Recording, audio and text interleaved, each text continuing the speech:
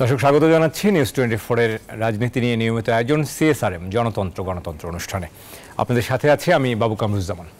যে বৈষম্যহীন বাংলাদেশের স্বপ্ন এবং আকাঙ্ক্ষা নিয়ে যাত্রা শুরু করলো অন্তর্বর্তীকালীন সরকার, আমরা দেখলাম যে এক সপ্তাহ পার করেছে এর মধ্যে, এবং সেই দায়িত্ব পালনের মধ্য দিয়ে আসলে কেমন চলছে রাষ্ট্রের সংস্কার কাজ, যদিও তা মূল্যায়নের সময় এখনও হয়ে ওঠেনি, সেটি একটি দীর্ঘমেয়াদী প্রক্রিয়া। কিন্তু নতুন করে আরও যে উপদেষ্টা পরিষদের সদস্য আমরা দেখছি, সব মিলিয়ে তাদের নেতৃত্বে কেমন চলছে বাংলাদেশ, এসব বিষয়ে নিয়ে আমরা কথা বলতে চাই, এসব প্রশ্নের উত্তর খুঁজতে চাই। আজকের সিএসআরএম গণতন্ত্রে আমাদের সঙ্গে স্টুডিওতে এই মুহূর্তে উপস্থিত রয়েছেন, আমার ডান দিকে আমরা পেয়েছি মোশাররফ আহমেদ ঠাকুর, আমার সাথে রয়েছেন সাবেক ছাত্রদল নেতা এবং সাংস্কৃতিক সংগঠক, আপনাকে স্বাগত জানাই। আমার সাথে আরও একজন রয়েছেন শরীফুজ্জামান শরীফ, সাবেক সভাপতি বাংলাদেশ ছাত্র ইউনিয়ন। আপনাদের দুজনকে স্বাগত জানাচ্ছি। আমরা শুরুতে আসলে যে আলোচনাটা দিয়ে শুরু করতে চাই, রাষ্ট্র সংস্কার এবং মেরামত এটি আমরা জানি যে একটি দীর্ঘমেয়াদী প্রক্রিয়া, অনেক চ্যালেঞ্জিং একটি কাজ, এবং পৃথিবীর বিভিন্ন ভূখণ্ডে আমরা দেখেছি এটি হাজার বছর ধরেই আসলে এই রাষ্ট্র সংস্কারের আহ্বান ছিল। আমরা মোশাররফ আহমেদ ঠাকুর, আপনাকে দিয়ে যদি শুরু করি, এক সপ্তাহ পার করলো অন্তর্বর্তীকালীন সরকার।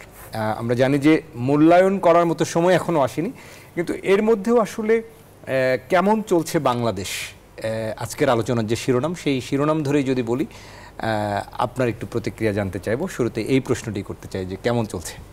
ধন্যবাদ। নিউজ 24 এর দর্শক শ্রোতা, অপর বিজ্ঞ আলোচক, সাবেক ছাত্র নেতা শরীফুজ্জামান।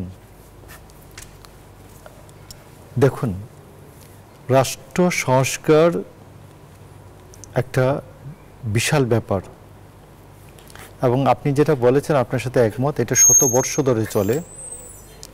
আপনি সেই ক্ষেত্রে আমি বলি যে প্রত্যেক সরকার যে কাজটা করে সেটা হচ্ছে রাষ্ট্র সংস্কারের প্রশ্নে তার একটা ফোকাল পয়েন্ট, এক নম্বর ফোকাল পয়েন্ট, অগ্রাধিকারগুলো চিহ্নিত করা, ফোকাল পয়েন্ট ঠিক করেন, ফোকাস কি হবে, এক। দুই নম্বর হচ্ছে তার অগ্রাধিকারের একটা রোড ম্যাপ ঠিক করেন। তো আজকে 7 দিনে যে প্রথম যে কথাটা হচ্ছে যে এই প্রথম দেখবেন যে আমরা বেশ কয়েকটা, আমি আমার জীবনে কয়েকটা নতুন সরকার দেখার সৌভাগ্য হয়েছে। যেমন 91-এর যে বিএনপি সরকার, ওই সময় আমি ছাত্রদলে মোটামুটি প্রথম 6 জনের একজন, এই জন্য ছাত্রদলের আমাদের কনভেনিং কমিটি ছিল প্রথম 6 জনের একজন। তো 6 জনের একজন হওয়ায় তো আমরা বেশ কাছে থেকে এই প্রক্রিয়াটা দেখার ভাগ্য হয়েছে। সেটা প্রথমেই সরকার 100 দিনের একটা কর্মসূচি ঠিক করেছে যে এই 100 দিন সরকার এই করবে। দেন এটা প্রথম ক্যাবিনেট মিটিংয়ে এটা বলা হয়েছে এই 100 দিন এটা কি করবে। তো এখন আমি আপনাকে বলি যে রাষ্ট্র সংস্কারের প্রশ্নে আমার মনে হয় যে সরকার খুব দ্রুত তার একটা রোড ম্যাপ বলবেন, তিনি কতদূর যেতে চান এবং কোন সংস্কারগুলো ঠিক করতে চান, আর উনি কতদূর যেতে চান। উনি যদি একেবারে কেউ যদি এখন দিনাজপুর পর্যন্ত যেতে চায় তো তার বিশাল সময় লাগবে, এত সময় তার হাতে আছে কিনা। নাম্বার 2, কেউ যদি গাজীপুর পর্যন্ত যেতে চায় যে আমি দিনাজপুরের রোডটা গাজীপুর পর্যন্ত আমি দেখাই দেব, এরপরে বাকিটা যারা যাওয়ার তারা যাবেন, বাট আমি এতটুকুর সাথে থাকব, দ্যাট ক্যান বি। আমি আপনাকে বলি আরেকটা রাষ্ট্র সংস্কারের প্রশ্নে বিএনপির বহুল আলোচিত 31 দফা, যেটা সকল ডান বাম সবার সাথে আলোচনা করে একটা, যেমন একটা পার্লামেন্টের 2 কক্ষ বিশিষ্ট একটা পার্লামেন্ট, তারপর সংবিধানের 70 অনুচ্ছেদ যেটা সংসদীয় স্বাধীনতার পরিপন্থী, এই সংসদীয় সার্বভৌমত্বের পরিপন্থী, এই 70 অনুচ্ছেদের সংস্কার, এগুলো নিয়ে একটা বিস্তারিত একটা 31 দফা রাষ্ট্র সংস্কার কর্মসূচি বিএনপির উপস্থাপন করা আছে। এটা 2023 সালের ডিসেম্বর মাসে এই গঠনটা রেডি আছে। তো সেই ক্ষেত্রে আমি আপনাকে বলি এই রাষ্ট্র সংস্কার এই কর্মসূচির মধ্য দিয়ে আমাদের প্রায় 2022 সালের আগস্ট থেকে আমাদের অক্টোবর 2023 পর্যন্ত আমাদের 40 জন বিএনপির নেতাকর্মীকে পুলিশ রাজপথে গুলি করে হত্যা করেছে। আপনি দেখবেন যে অক্টোবর মাস এবং নভেম্বর মাসে যাদেরকে পুলিশ ধরে নির্মমভাবে পিটিয়ে জেলখানায় পাঠিয়েছে এবং বিনা চিকিৎসায় মৃত্যুবরণ করেছে নভেম্বর, ডিসেম্বর এবং জানুয়ারি, এই 3 মাসে এর সংখ্যা হচ্ছে 13 জন। তো আমি আপনাকে বলছি যে রাষ্ট্র সংস্কারের অনেকগুলি প্রস্তাবনা এখানে আছে। আমি আপনাকে বলি যে কি নাম, আমাদের শরীফুজ্জামান শরীফ এদের সিপিবি নির্বাচন সংস্কারের প্রশ্নে খুব সম্ভবত 56 দফা না 47 দফা এইরকম একটা রাষ্ট্রপতির কাছে, আব্দুল হামিদের কাছে এটা স্পষ্ট দেওয়া ছিল। তো এইরকম আমি আপনাকে বলি যে রাষ্ট্র সংস্কার তো এটা ফিলোসফিক্যাল এক্সারসাইজের প্রশ্ন না, এটা রাষ্ট্র সংস্কারের প্রশ্নে যারা দীর্ঘদিন ধরে কাজ করছেন এদের এই জিনিসগুলো উপস্থাপন করা আছে। এই সবগুলিকে কম্পাইল করে স্টেকস যারা আছেন তাদের সাথে আলোচনা করে বিষয়টা ফাইনাল করা যেতে পারে। জি, অনেক ধন্যবাদ মোশাররফ আহমেদ। আমরা আমাদের সঙ্গে শরীফুজ্জামান শরীফ রয়েছেন, আমাদের সঙ্গে আরও একজন অতিথি এসেছেন এই মুহূর্তে স্টুডিওতে, আমরা পরিচয় করে দিতে চাই তাকে। আমাদের সঙ্গে যুক্ত হয়েছেন নিশিতা জামান নিহা, স্বাগত জানাচ্ছি, কেন্দ্রীয় সমন্বয়ক বৈষম্য বিরোধী ছাত্র আন্দোলন। আপনাকে আমরা শরীফুজ্জামান শরীফ আপনার কাছে যে প্রশ্নটি রাখতে চাই যে আমরা মাত্র 1 সপ্তাহ পার হলো যে আলোচনাটা করছিলাম রাষ্ট্র সংস্কারের, এরই মধ্যে আমরা দেখলাম আর্থিক খাতে সংস্কার উদ্যোগ নেওয়া হচ্ছে, আমরা বাংলাদেশ ব্যাংকের গভর্নর হিসেবে নতুন মুখ পেয়েছি, আইন শৃঙ্খলা বাহিনীতে বদল করা হয়েছে, সব মিলিয়ে আসলে কোন দিকে চলছে দেশ? আপনার কাছে আসলে এই 1 সপ্তাহের যদি একটু পরিস্থিতি পর্যবেক্ষণ করতে বলা হয় সংক্ষেপে একটু বলবেন প্লিজ। আপনাকে ধন্যবাদ, দর্শক শ্রোতাদেরকে ধন্যবাদ, আমার দুই পাশের আলোচকের শুভেচ্ছা। পরিবর্তনটা কিভাবে এসেছে এই ব্যাকগ্রাউন্ডটা বলার দরকার নেই, আমরা মোটামুটি সবাই জানি। দীর্ঘদিনের মানুষের বঞ্চনা, ক্ষোভ, ব্যর্থতা, মানুষকে নিয়ে একেবারে সর্বোচ্চ জায়গা থেকে নানা রকমের ঠাট্টা তামাশা, ভোটাধিকার কেড়ে নেওয়া, অনেক রকমের ঘটনার পেছনে ফেলে বাংলাদেশের ছাত্র জনতা একটা ঐতিহাসিক বিজয় অর্জন করেছে এবং এই বিজয় অর্জন করতে গিয়ে পরতে পরতে রক্তপাত, লাশ, এগুলোই ছিল একেবারে তাদের নিত্যদিনের সঙ্গী। আমি এর ভেতর থেকে, ধ্বংসের ভেতর থেকে সবসময়ই মানুষ নতুন কিছু সৃষ্টি করতে চায়। আমি মনে করি যে সরকারটি দায়িত্ব গ্রহণ করেছে, এই সরকারটি এখনো গঠন প্রক্রিয়াটা শেষ হয়নি। কালকেও সম্ভবত আরও কয়েকজন নতুন উপদেষ্টা শপথ গ্রহণ করবে, অর্থাৎ এখন পর্যন্ত তাদের যাত্রাটা একেবারে প্রাথমিক পর্যায়ে আছে। তারা তাদের প্রশাসনিক কাজ গতি বৃদ্ধি করার জন্য এবং আমাদের যে প্রত্যাশা সেগুলো পূরণ করার জন্য তারা তাদের ওয়ার্কিং টিম এটি বৃদ্ধি করার চেষ্টা করছে। এই স্বল্প সময়ের মধ্যে আমি তাদের কাছে খুব বেশি কিছু চাই না এবং এটা প্রত্যাশা করাটাও প্র্যাকটিক্যাল না নিশ্চয়ই। তবে এর মধ্যেও শঙ্কা আছে। শঙ্কাটা হলো মানুষের এই যে প্রত্যাশা পূরণ করার ক্ষেত্রে যে চ্যালেঞ্জগুলো আছে সেই চ্যালেঞ্জগুলো মোকাবেলা করার জন্য সেই ধরনের প্রস্তুতি এবং সেই প্রস্তুতি অনুযায়ী এগিয়ে যাওয়া সম্ভব হবে কিনা। দ্বিতীয়ত, মানুষের এই যে বিজয়, এই বিজয়কে ব্যর্থ করে দেওয়ার জন্য নানা রকমের ষড়যন্ত্র এবং সেটি এখান থেকে এবং বাইরের থেকেও সেই সম্ভাবনা উড়িয়ে দেওয়া যায় না। এই ধরনের ঘটনার পরে নানা রকমের ষড়যন্ত্রের কাছে মানুষের প্রত্যাশা ব্যর্থ হয়ে যায়। আশাবাদ আছে, আশাবাদটা হচ্ছে একেবারে নতুন একটা টিম এবং যাদের কারো কারো প্রশাসন চালানোর দীর্ঘ অভিজ্ঞতা আছে, আবার কেউ কেউ অনেক স্বপ্ন নিয়ে আমাদের এই টিমের সাথে যুক্ত হয়েছেন। কোনো কোনো জায়গায় বিচ্যুতিও আছে। একেবারে স্পেসিফিক যদি বলি যে আজকে সারাদিন ঢাকা শহরে যেগুলো খবরগুলো আমরা দেখেছি, ধানমন্ডি 32 নম্বর কেন্দ্রিক, এগুলোর জন্য এই আন্দোলনের একজন একেবারে প্রথম থেকে সমর্থক হিসাবে এবং গত 15 বছর সরকারের যে সমস্ত খারাপ কাজের সমালোচনাগুলো আমরা করেছি, আপনার এখানে করেছি, রাস্তায় করেছি, গণমাধ্যমে লিখে, তার সাথে সাংঘর্ষিক। আমি বাংলাদেশে এরকমের নিন্দনীয় ঘটনা আগে ঘটেছে, এরকমের ঘটনা ঘটেছে। আওয়ামী লীগের ভোট এবং ভাতের অধিকার, আওয়ামী লীগ এবং জামাত ইসলাম জাতীয় পার্টি মিলে বিএনপির বিরুদ্ধে যে আন্দোলনটা করেছিল, বিশেষ করে ঐতিহাসিক তাদের সময়ের সেই যে অসহযোগ আন্দোলন, দোয়েল চত্বরে একজন মানুষকে, অফিসগামী মানুষকে কাপড় খুলে নেওয়ার ঘটনা ঘটেছে এবং ছাত্রলীগ যুবলীগ দিয়ে অসংখ্য ঘটনা ঘটানো হয়েছে। কিন্তু আজকে যদি তাদের 1000টা অপরাধ করেছে, আজকে আমি যদি সেই ধরনের আরেকটা অপরাধ করি, তাহলে ওই যে বক্তব্যটা এতদিন আমার কাছে ছিল যে আমি একটা পরিবর্তন চাই, এই জায়গা থেকে বেরিয়ে আসতে চাই, এবং আমরা যেটুকু শুনলাম যে এবং যে ভিডিওতে যেগুলো দেখেছি, এটা আসলে আমাদের ওই স্পিরিটের সঙ্গে যায় না, কাম্য নয়। আমি আন্দোলনের যারা নেতৃত্ব দিয়েছেন, আমাদের বীর যোদ্ধা যারা, তাদের একজন আমার পাশে বসে আছেন, আমি তাদের কাছে অনুরোধ করব যে তারা কোনো ঘটনাকে অস্বীকার করছে না, এটি হচ্ছে আমার কাছে পজিটিভ দিক। এর আগে আমরা দেখেছি যে কোনো ঘটনা ঘটলেই সেটিকে অস্বীকার করার একটা প্রবণতা ছিল রাজনৈতিক সরকারের আমলে।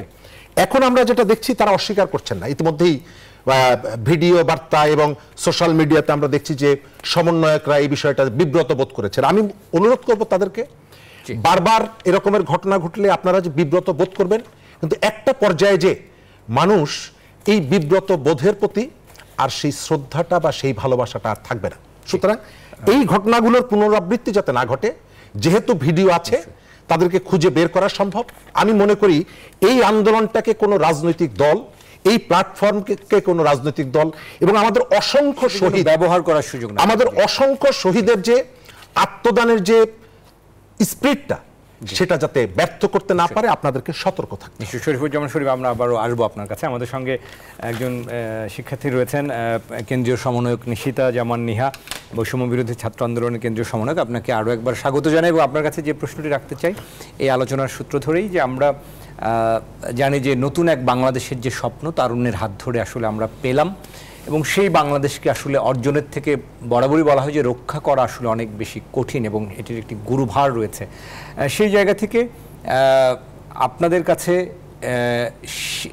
যে অভিযোগটি আসলে শরীফুজ্জামান শরীফ করছিলেন, সেটি নিয়ে আসলে আপনার কাছ থেকে একটু শুনতে চাইব। একই সঙ্গে আপনাদের যে প্রত্যাশার বাংলাদেশ, এই যে 1 সপ্তাহ পার হলো, এই 1 সপ্তাহের পর আসলে আজকের দিনে এসে কি মনে হচ্ছে যে সেই দিকে, সেই পথে, সংস্কারের পথে আমরা কতটা হাঁটছি? ধন্যবাদ আপনাকে। আসলে আমরা একটা সিস্টেম থেকে, একটা ফ্যাসিবাদী রেজিম থেকে বের হয়ে আমরা এক ধরনের নতুন ব্যবস্থা কায়েম করতে চাচ্ছি এবং সেখানে আমরা কাজ শুরু করেছি। সেই পথটি নিশ্চয়ই সুগম না, সেখানে আমাদের বিভিন্ন ধরনের চ্যালেঞ্জ আসবে, আমরা সেগুলো দেখতে পাচ্ছি। কিন্তু আমাদের সামনে মেজর যে চ্যালেঞ্জগুলো ছিল বা আছে, আমরা সেগুলোর অনেকটাই হয়তো আমরা সেদিকে ফোকাস করেছি, কিন্তু অনেক জায়গায় আছে বিভিন্ন ধরনের অপ্রীতিকর ঘটনা ঘটছে, আমরা সেগুলো দেখতে পাচ্ছি।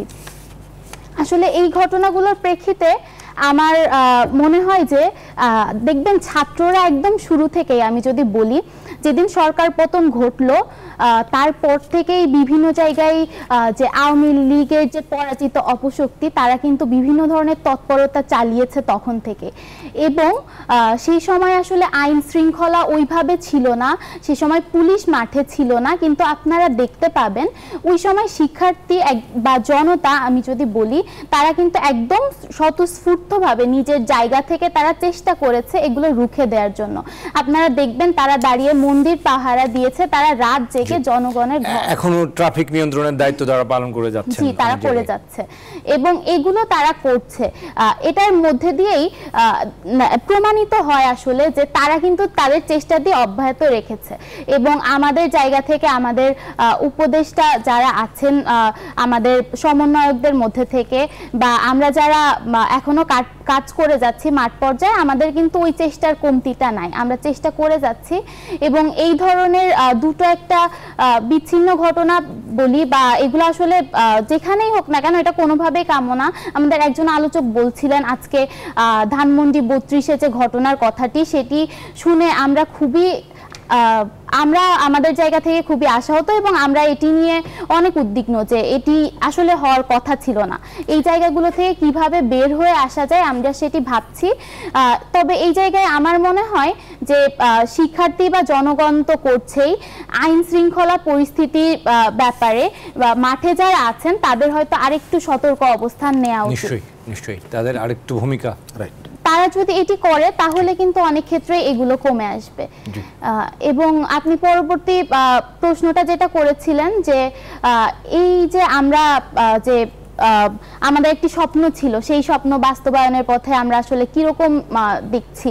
আমরা আসলে এখনো আশাবাদী, অবশ্যই আশাবাদী। আমরা একটা দীর্ঘ 15 বছরের যে ফ্যাসিস্ট রেজিম থেকে বের হয়ে এসে আমরা যে পথে হাঁটছি সেটির ব্যাপারে আমরা অনেক জায়গায় দেখছি যে কাজগুলো কিন্তু শুরু করে দেয়া হয়েছে।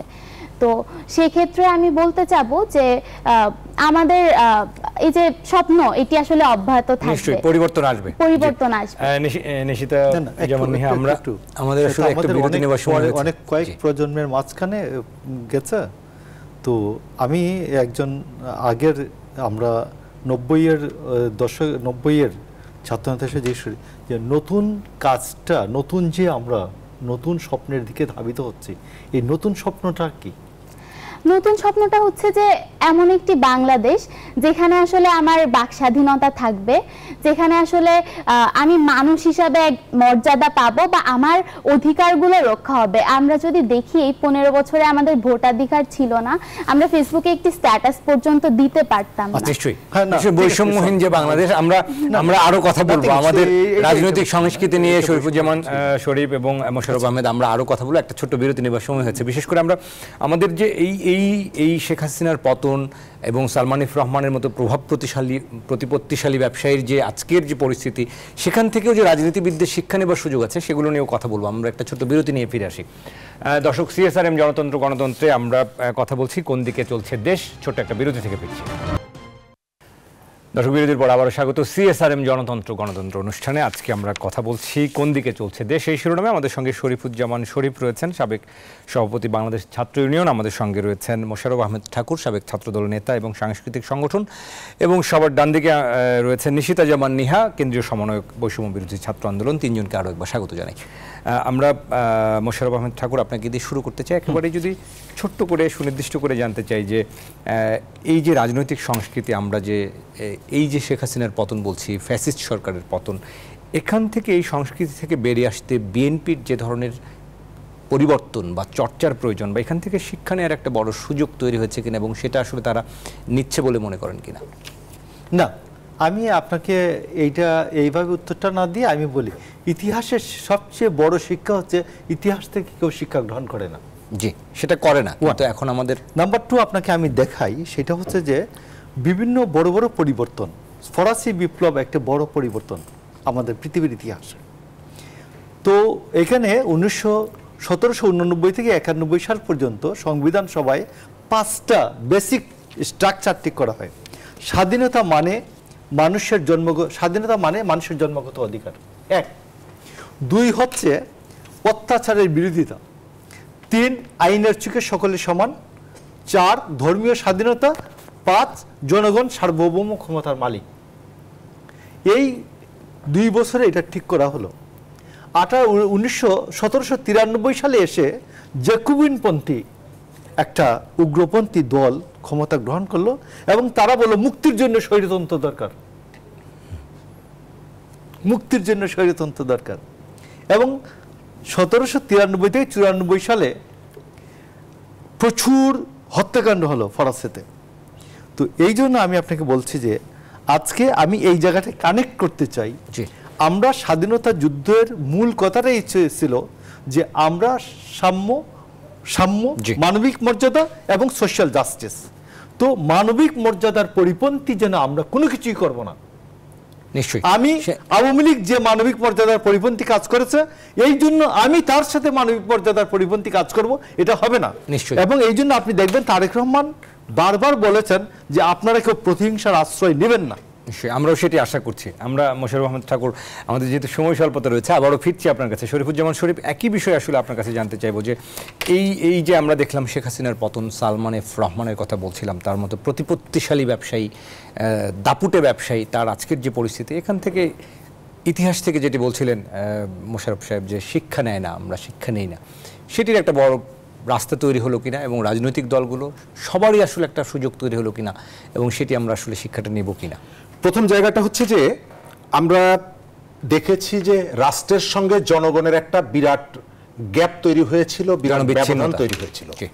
জনগণের ভাষাটা রাষ্ট্র বোঝেনি, রাষ্ট্র যেভাবে চালাতে চেয়েছে জনগণ সেটা মানতে চায়নি, ভেতরে ভেতরে বিক্ষুব্ধ হয়েছে। আমাদের পাশে যিনি বসে আছেন তিনি বলছেন যে আমাদের মনের কথাটা আমি সোশ্যাল মিডিয়াতে তুলতে পারি, লিখতে পারেননি। সমাজের মধ্যে যে একটা ভীতিকর অবস্থা, ভয় দেখানোর যে এক সংস্কৃতি, তার বিরুদ্ধে মানুষের এই যে দীর্ঘদিনের পুঞ্জীবিত ক্ষোভ, আমি মনে করি যে আপনার এই জায়গা থেকে আমি বেরিয়ে আসতে চাই, এই জায়গা থেকে আমি বেরিয়ে এসে অন্য একটা কালচার আমি এখানে ডেভেলপ করব, এটা শুধু মুখের কথা না, এটা আপনাকে কাজের ভেতর থেকে প্রমাণ করতে হবে।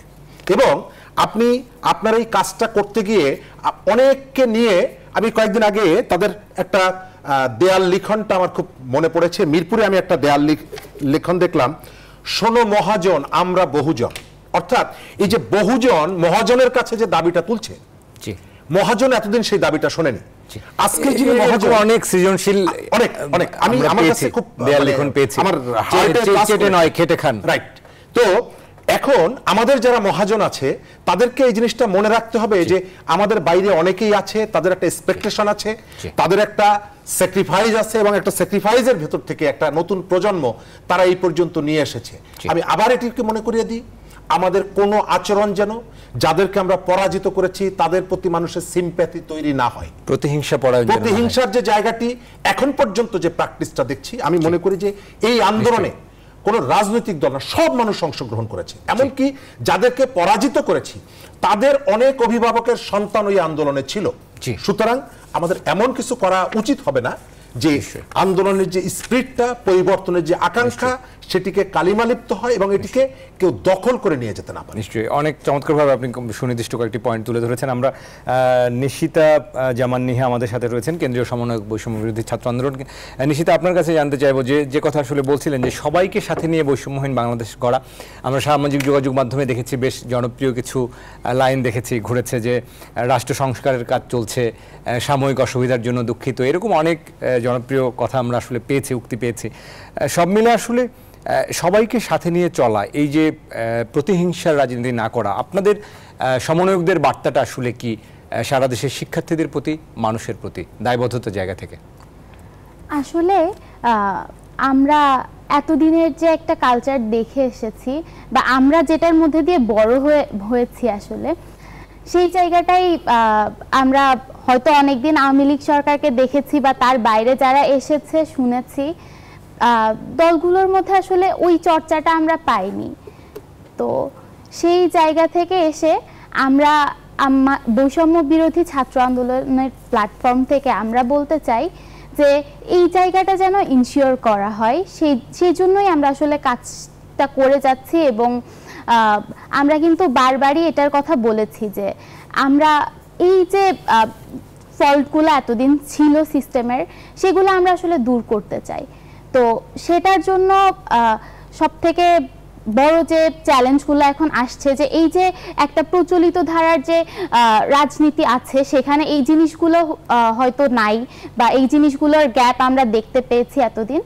তো সেই জায়গাগুলো থেকে বের হয়ে এসে আমরা কিভাবে আসলে এটা ইনশিওর করব, সেটার জন্য হচ্ছে আমাদের অন্তর্বর্তীকালীন সরকার যে গঠন করা হয়েছে, সেখানে আমাদের উপদেষ্টারা আছেন, এবং সেখানে যারা আছেন তারা সবাই আসলে এটার জন্য কাজ করে যাচ্ছে। এবং আমাদের পক্ষ থেকে আসলে যে আহ্বানটা থাকবে যে আমরা যেন সবাই মিলে এটির জন্য কাজ করে যেতে পারি, আমরা সেটি চাবো। জি, অনেক ধন্যবাদ। আমরা আরেকটা ছোট্ট বিরতি থেকে ফিরে এসে আরো কথা বলবো। দর্শক, সিএসআরএম জনতন্ত্র গণতন্ত্রে কোন দিকে চলছে দেশ, আমরা কথা বলছি। একটা ছোট্ট বিরতি থেকে ফিরছি, আশা করি সাথে থাকবেন। দর্শক, আরো একবার স্বাগত। সিএসআরএম জনতন্ত্র গণতন্ত্রে কথা বলছি কোন দিকে চলছে দেশ। আমাদের সঙ্গে তিনজন অতিথি রয়েছেন, আরো একবার স্বাগত জানাচ্ছি আপনাদেরকে। একেবারে শেষ সময় রয়েছে, সংক্ষেপে শুধু জানতে চাইবো, আমি মোশাররফ আহমেদ ঠাকুর, সাবেক ছাত্রদল নেতা এবং সাংস্কৃতিক সংগঠক, একটু যদি বলেন যে এই মুহূর্তে আসলে বিএনপিকে নিয়ে এক ধরনের আলোচনা সমালোচনা চলছে, তাদের সতর্কতার বিষয়গুলো, শৃঙ্খলা, কখনো বিশৃঙ্খলা, আপনার দিক থেকে একজন ছাত্রনেতা হিসেবে বা একজন সাবেক ছাত্রনেতা হিসেবে একটু যদি বিএনপির উদ্দেশ্যে বা দলের উদ্দেশ্যে কি বার্তা দিবেন? আসলে এই সময়টায় তাদের কোন বিষয়গুলো একটু মেনে চলা উচিত, যেটা হলে বিতর্কিত হবে না? যে আমরা গণহত্যার অভিযোগে অভিযুক্ত শেখ হাসিনা, তার জল্লাদ বাহিনীর প্রধান স্বরাষ্ট্রমন্ত্রী এবং আদার্স অনুষঙ্গ যেগুলি আছে, আমরা এদের জন্য একেবারেই ন্যায় বিচার নিশ্চিত করতে চাই, আইনানুগ ন্যায় বিচার নিশ্চিত করতে চাই। একেবারেই এটা ইউরোপিয়ান স্ট্যান্ডার্ড হতে পারে, আদার্স স্ট্যান্ডার্ড হতে পারে, আমরা শেখ হাসিনার স্ট্যান্ডার্ডে না, আমরা তাদের জন্য ন্যায় বিচার নিশ্চিত করতে চাই। এই গণহত্যার জন্য যা আছে জাতীয় এবং আন্তর্জাতিক আইন অনুযায়ী এই হত্যার বিচার হবে। তাদেরকে কেউ চর দিবে না, থাপ্পড় দিবে না, লাত্তি দিবে না। এটা আপনি দেখছেন। আর বিএনপি নাম্বার 2 হচ্ছে বিএনপির জন্য আজকে বিএনপির একটা সমাবেশ থেকে মহাসচিব স্পষ্ট, আপনারা দেখিয়েছেন, আমি তাদের নিউজে দেখি, তারা বারবারই বলে যাচ্ছিলেন শুরু থেকে বলছেন যে একটা হচ্ছে উনি বলেছেন আমাদের দলের জন্য এই সময়ে যেন কোনো নৈরাজ্যবাদী লুটেরা চাঁদাবাজ দলের মধ্যে ঢুকতে না পারে, দলের কোনো লেভেলের প্রশ্রয় না পায়।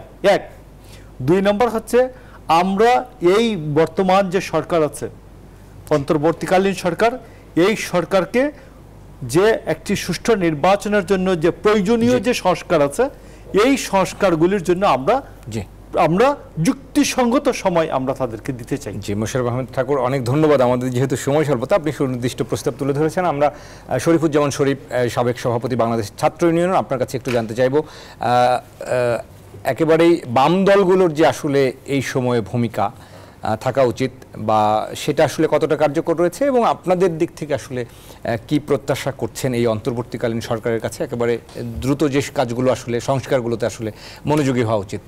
প্রথম জায়গাটা হচ্ছে যে এই আন্দোলনটার সাথে আমরা যেভাবে সম্পৃক্ত ছিলাম এবং আপনি হয়তো জানেন যে ছাত্র ইউনিয়নের 2 জন নেতা এই আন্দোলনে শহীদ হয়েছে। তো সুতরাং আমরা শুধুমাত্র মানে সাংগঠনিকভাবে না, আমাদের সহযোদ্ধারা তাদের রক্ত দিয়ে ওই আন্দোলনের সাথে সম্পৃক্ত ছিল। আমরা যেটা মনে করি যে সরকারের সামনে অনেকগুলো চ্যালেঞ্জ আছে এবং এই মুহূর্তে আমাদের এই ধরনের বিজয়গুলো খুব দ্রুত হাতছাড়া হয়ে যায়। তৃতীয় কোনো পক্ষ এসে এটিকে অন্যদিকে নিয়ে যাওয়ার চেষ্টা করে, সেই সম্ভাবনা আমরা এখনো দেখছি, সেই সম্ভাবনাটা আছে। রাজনৈতিক উদ্দেশ্য নিয়ে এই আন্দোলনটাকে অন্যদিকে নিয়ে যাওয়ার এবং অন্যদের পারপাস সার্ভ করার।